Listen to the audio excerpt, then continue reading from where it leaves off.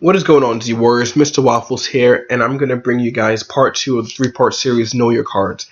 In this part, we're going to be talking about battle cards and their functions and what they do and how they work and what the purpose of them really is. So, just letting you guys know, part 3 is also going to be up hopefully next week, and it's going to be talking about extra cards and what they're all about. So, battle cards in conjunction with extra cards is what's going to help you build your deck, and you kind of base that around your leader. At the same time, there's a lot of different engines you can splash into your deck with certain battle cards. Alright?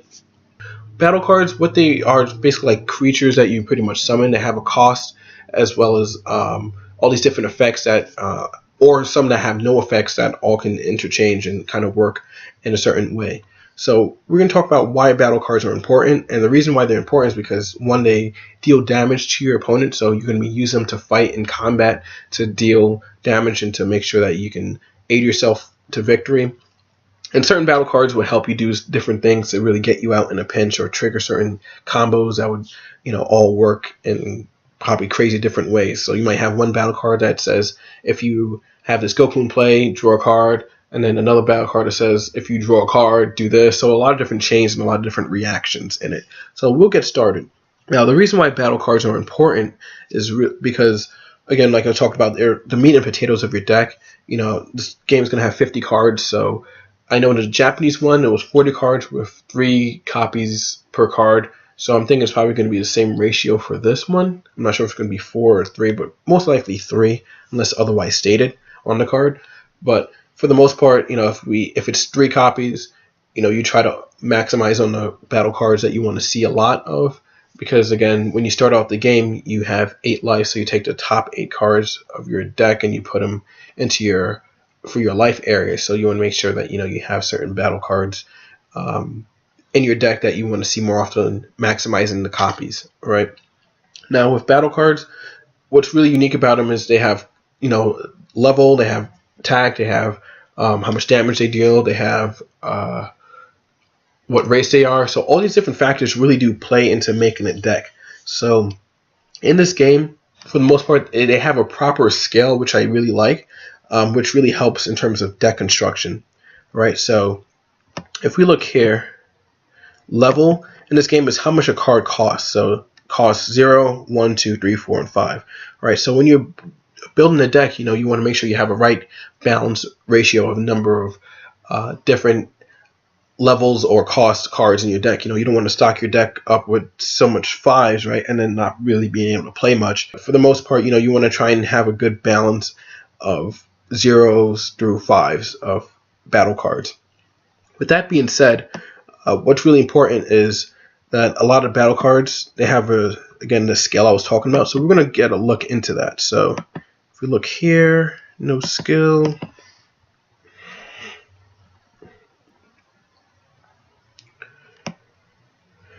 Again, based on the Japanese ones and depending how much changes in the English ones, with battle cards, they're used to block or attack. They're used to boost your guy or at the same time help defend against your opponent. So, if you have, let's say, not that much energy and you stock yourself up with really high level battle cards, then it's going to be hard for you to just play them, because at least in the Japanese game, when you want to play a battle card from your hand, you have to pay the cost.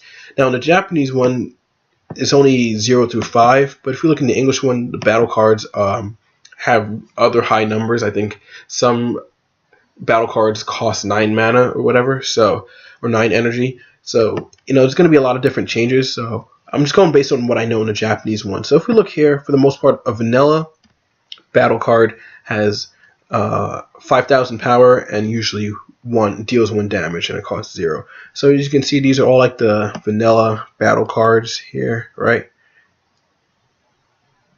And then some of them, they sacrifice, if we look right here, some of them sacrifice power. I would say like power for damage, right? So if we looked at the Roshi one, or any of the Yamcha, like say this Yamcha right here, is 5,000 power for 1 damage. Over here, it's 1,000 power for 2 damage and still costs 0. When building a deck, it's very important to decide, okay, well, do I want to sacrifice the power for damage or whatever the case may be. So it's not all like really cut and dry. It's pretty much more to it than that. And also, even though the battle cards might have the similar stats, it does matter when building a deck. So the difference between these two is the fact that Goten is a Saiyan. Okay, so you might have a leader that says all your Saiyan battle cards gain plus 5,000 power. So obviously you're going to maximize on, as much Saiyan cards, even if they might seem similar. So the Roshi right here, as opposed to Goten, you might think, oh, I'll just play Roshi because I like Roshi, which might be fine. But depending on your deck, you might play the Goten over it, and try and base your deck on whatever it might be. It does matter in terms of building the deck. Again, all the traits, for example, this Kibito, he's a god. So if you're building a god deck, you might want to maximize on Kibito as well as some other gods like Beerus, Whis, Champa, etc. And again, in this game, it doesn't matter what color your leader is, in a sense, because you can play different battle cards of different colors as well. So, for example, if your leader is blue, you can splash blue, red, yellow, or green. If your leader is Piccolo, you don't stick to just Piccolo named cards. You can splash any of these battle cards because that's what makes this deck. That's what makes this game very versatile. It's not just okay. I have this character, and then I can only play his like name cards or anything like that. It's like I can play pretty much anything I want, any color I want, and anything like that. So as you can see, all these battle cards do matter because, again, might have a card that says there's actually a Vegeta card that says, if Bulma is in your drop zone or your disco pile, it has a certain effect, right? So you might be playing this generic vanilla size 0 or level 0 Bulma as opposed to the Yamcha or something like that. So it does matter which characters you play in your deck, their race, all these different little contributing factors which do add up. Here we go. So look at this one, right? Supporter or fierce battles referee. All right. His effect is automatic once per turn. If an unskilled Goku enters your battle area, draw one card. Okay, so if you look at this Goku isn't unskilled. Unskilled basically means no effect. All right, so if you wanted to splash like a mini engine, like a mini draw engine, okay, you might be teching 3 of these as well as some vanilla Gokus to help trigger his ability, so that way you can draw more cards and be able to do more things. If we look here at this one, this says activated on command, which means once per turn. Junior main phase. Once per turn, switch one of your Goku cards from active mode to rest mode. Draw one card.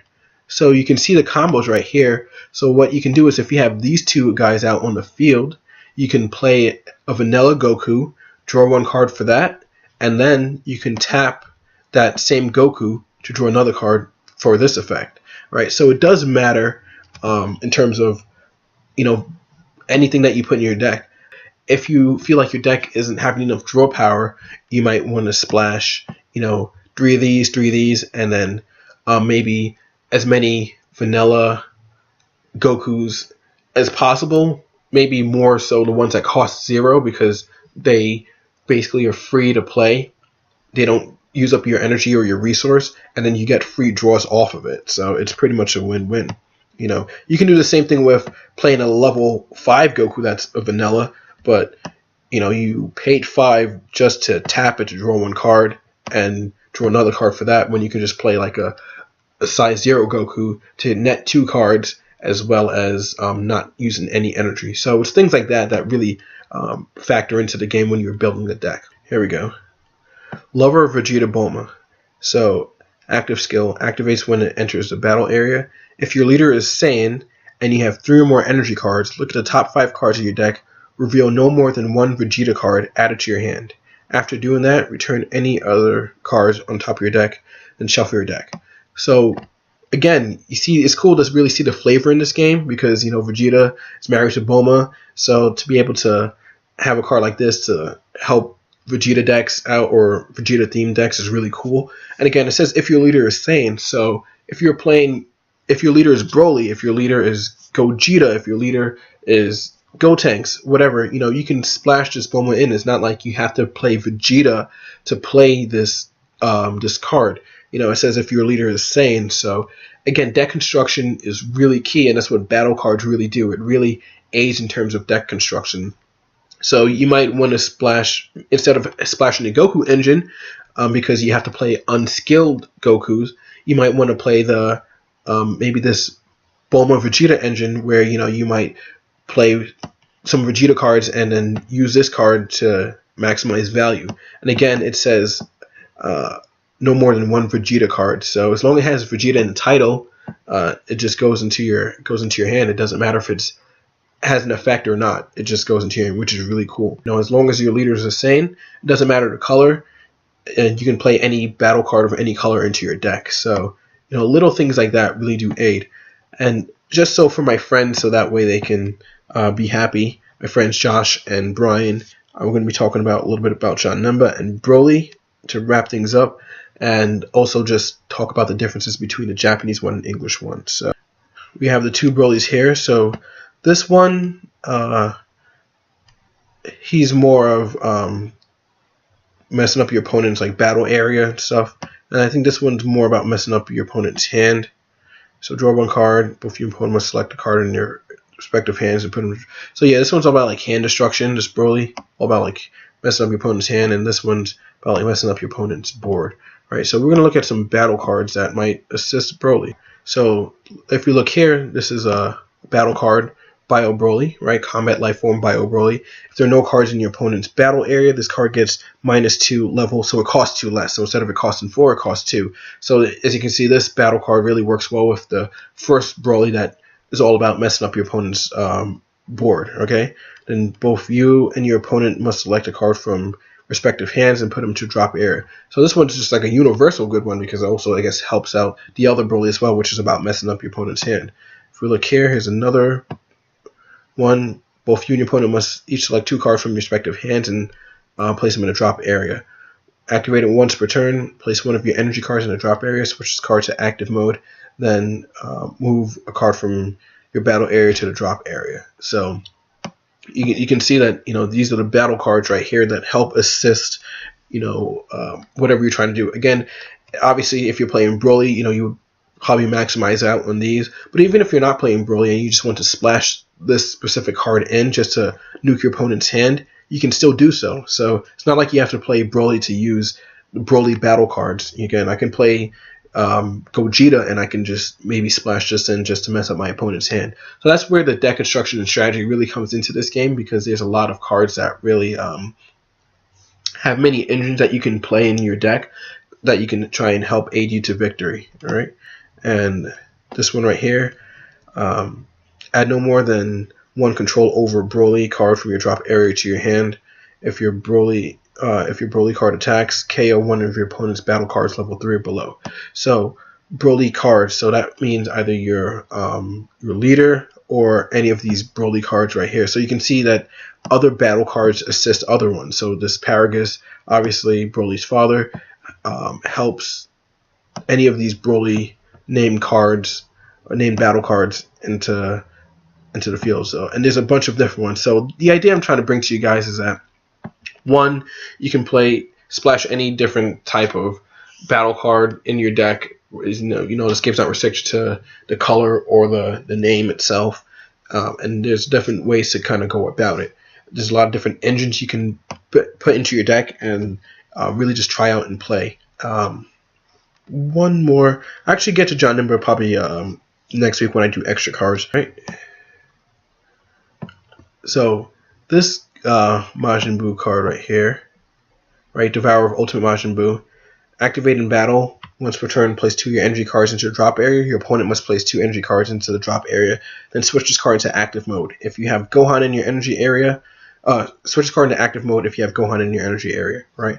And then has another cool keyword, Impenetrable Defense. So a lot of the battle cards, like in Hearthstone, how they have some, or even in Magic, they have like double attack, Swift, and all that stuff. The battle cards, that's what they are. The creatures and the monsters you summon, they all have different abilities that interchange into the game. Now, this card is very devastating because it has 2 strike damage and it has 20,000 power. So, you might, when you're trying to go for a game or something like that, you might attack your opponent with a certain Gohan and then sack that Gohan to put him out. And then what he does is he saps 2 of your energy for 2 of your opponents, which also means that your opponent has a harder time to play cards from your hand because they just lost 2 energy. And then you can attack with him and then just kind of go for game. So there's a lot of different combos and stuff with this game. If you feel like you have the energy for it, you might splash this Majin Buu as well as a couple of Gohans, depending which Gohans you feel are suited for your deck. Try and go for the kill, or you can try and have like an engine where we talked about earlier with the Gokus, where you might have those 2 cards that trigger when a Goku that's not skilled comes into play to draw a card, and then you can tap that Goku to draw another card. So there's a lot of different interactions and stuff with this deck. So if we look here, right, with the battle cards right here, as you can see, again, I talked about this earlier with the cost of the card. This is number 5, so we know that's at least 5, and then we have the 2 blue. So again, I was always thinking that it's going to cost 5 no matter what, but 2 of them, it's probably going to cost 7, but 2 have to be blue energy that you tap. But if we look here, you see all the different texts and all the different abilities that the card possesses, right? And it tells you like double strike, so it can attack twice, it looks like, or deal 2 damage, dual attack, all these different things. If we look here, these are extra cards which we'll be talking about in the next video. So they all have different functions in the game. Now if we look really closely at the difference between a battle card in the Japanese version, right, we have the power and how much damage it does. In this one right here, we have the power, but then we don't have like the strike number or the damage number here. What we do have is a number here plus additional power. So I'm trying to see exactly what the plus 1,000 does. I'm guessing that it does aid your whatever character you're trying to boost or whatever to give it an extra 10,000 power. And I think the 1 is how much damage it does. So if we look at like over here, as you can see, you can tap multiple battle cards to boost one of your characters up to a certain number. So here is 30,000 plus 10 is 40, plus the 5 is 45, right? And then the number here, we see number 1 here, but number 0 there. So it looks like this Gotenks doesn't deal any damage, but we see that the number here is 1. So I feel like they tell you how much damage it deals, and then that number could probably go up or down. So as you can see, there's a couple of differences with the battle cards from the Japanese one as opposed to the English one, but we can also see how battle cards really interact to mess up your opponent's strategy and to also help you in yours. If we look at this Goku, it has a permanent where your opponent cannot activate counter against this card's attack and cannot activate blocker during this card's attack. So when you attack with this Goku, looks like your opponent can't use a blocker card or whatever that means, or what we'll see when the game gets released, or any counter card. So he seems like he's a game breaker card for sure, but he costs, looks like he might cost 10. So it's definitely worth it if you have him out. If you guys haven't seen this already, it's a Dragon Ball Super Card Game Facebook group. Make sure to like it if you have a chance. And then we also have a discussion group right here. All right, there's a good amount of us, we're growing strong.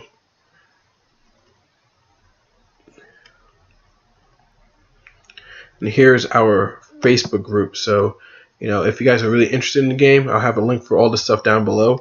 And just come by, join us, see what we're all about, and help this game grow. So don't forget to check out Bearded Collectibles. Again, I know the guy is an awesome person. For any Dragon Ball Super product, they have some stuff out there for you guys, for pre-order and things of that nature. So don't forget to check out Bearded Collectibles, get your gaming on, get some product, as well as if you guys, for all the people down under, for the Aussies, check out TAC Games as well. They also have a lot of stuff up and coming. So if you're out there in either like the Asian Pacific area or Australia or anything like that, make sure you check them out, and they also have some product for you guys as well, which I think they'll be if they don't have it, they'll be getting it soon. So these are things to be on the lookout for. So that's pretty much all I have for today for you guys. So if you guys like what you saw, just remember to give me a like, thumbs up. It's great. Comments are awesome. Subscribe. I just thank you guys so much. The game's definitely growing. We're growing in numbers in terms of the group and everything like that. So stay tuned for the third part of the Know Your Card series. And with that being said, until next time, Z Warriors, MrWaffles out.